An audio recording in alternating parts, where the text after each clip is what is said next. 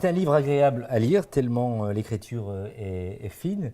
C'est un livre aussi qui parle de chemins parcourus par des personnes qui sont anonymes ou des personnalités. Alors, ça parle d'une société depuis 1750 jusqu'à aujourd'hui. Tu as eu beaucoup de temps pour écrire ce livre, parce que ça demande quand même des recherches, ça demande le temps d'interpeller les uns et les autres.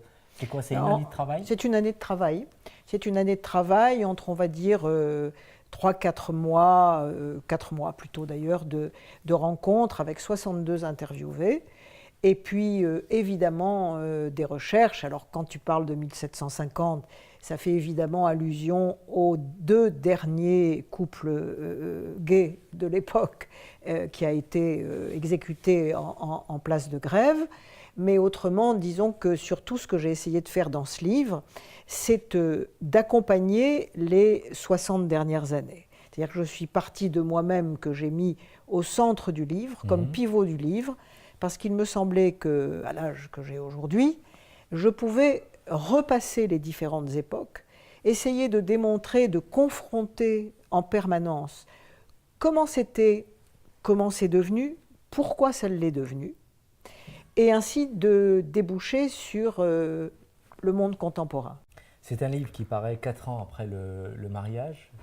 C'est volontaire, c'est aussi une façon de faire un peu le point. Oui, je crois que c'est une façon aussi de faire le point, parce que, on le voit bien aujourd'hui, on est en pleine actualité avec ça, parce qu'après le mariage, et on n'a d'ailleurs aucune profondeur pratiquement, sauf que moi j'ai eu la chance de rencontrer une jeune femme de 23 ans aujourd'hui, qui était née d'une PMA il y a très longtemps. Nous n'avons pas de profondeur historique sur ce que vont donner les enfants, qui sont déjà là pour certains. C'était tout le problème qui se posait à Christiane Taubira quand elle a fait passer cette loi. Mais aujourd'hui, c'est couple d'hommes, couple de femmes veulent des enfants. Est-ce que ce désir d'enfant, qui est très légitime, doit déboucher sur un droit à l'enfant? Parce qu'un droit à l'enfant, quand on peut naturellement avoir des enfants, or que je sache, les 2 femmes, de façon générale, hein, bien entendu, hors cas particulier, eh ben, elles peuvent parfaitement avoir des enfants, elles ne sont pas stériles, les 2 hommes, pas plus. Donc, qu'est-ce que ces couples homosexuels demandent à la société? Ils demandent à la société de reconnaître quelque chose qui me paraît extraordinairement fantastique, et qui est de reconnaître une infertilité culturelle. C'est-à-dire, je peux avoir des enfants, mais simplement parce que je ne peux pas faire l'amour avec un homme ou parce que je ne peux pas faire l'amour avec une femme. Je veux le faire artificiellement, en plus anonymement, aujourd'hui, en tous les cas, presque dans tous les cas. Et donc, quelles sont les questions qui se parallèlement à l'intelligence artificielle? On est là dans la procréation artificielle. Alors c'est vrai que d'un côté, la séparation absolue aujourd'hui entre sexualité et procréation, il faut en tenir compte.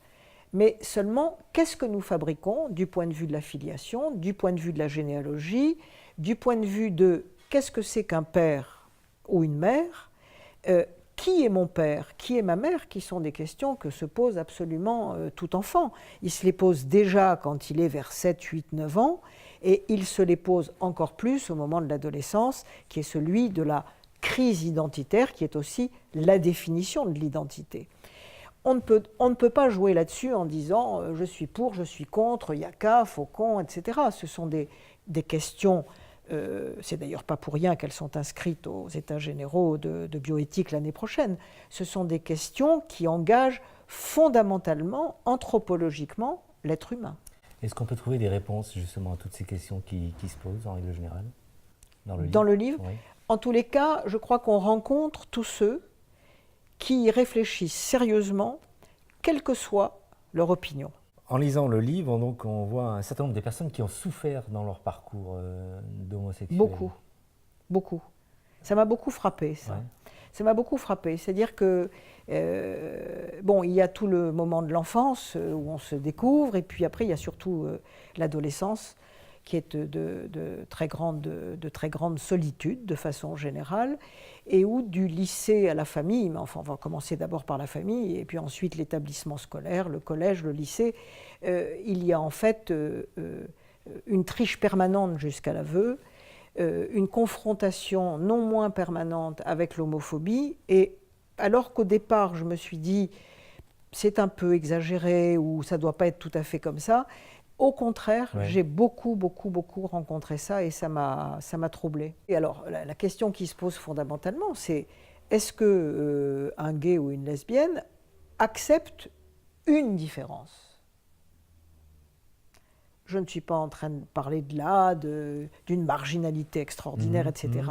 Mais est-ce que quand même l'homosexualité peut être considérée comme quelque part une toute petite différence ? Tu termines ton livre en disant que c'est sûr un jour tu serais hétéro. Oui, c'est une boutade évidemment. C'était parce que j'ai essayé en tout cas, d'abord parce que je le ressens moi-même, je pense que c'est un livre serein. Je suis étonnée par les retours que l'on me fait. C'est un livre serein, je crois. Et j'ai simplement essayé de faire un clin d'œil pour dire, bon, tout ça mérite réflexion, mais tout ça ne mérite certainement pas de se taper dessus, de dresser les uns contre les autres, d'entrer dans une sorte de guerre civile sexuelle autour de la transmission du patrimoine, des enfants, etc. Faut se poser, il faut réfléchir. Elisabeth Chemla, quel message tu pourrais passer aux homosexuels et aux hétéros pour parler de ces livres, aux hétéros qui sont un peu moins tolérants et aux homosexuels qui ont tendance un peu à être trop dans le combat, et bien justement, un peu, comme tu dis tout à l'heure. Que chacun rogne un petit peu son excès pour arriver à déboucher sur une société plus paisible. Homo Micro, l'émission qui se prend homo.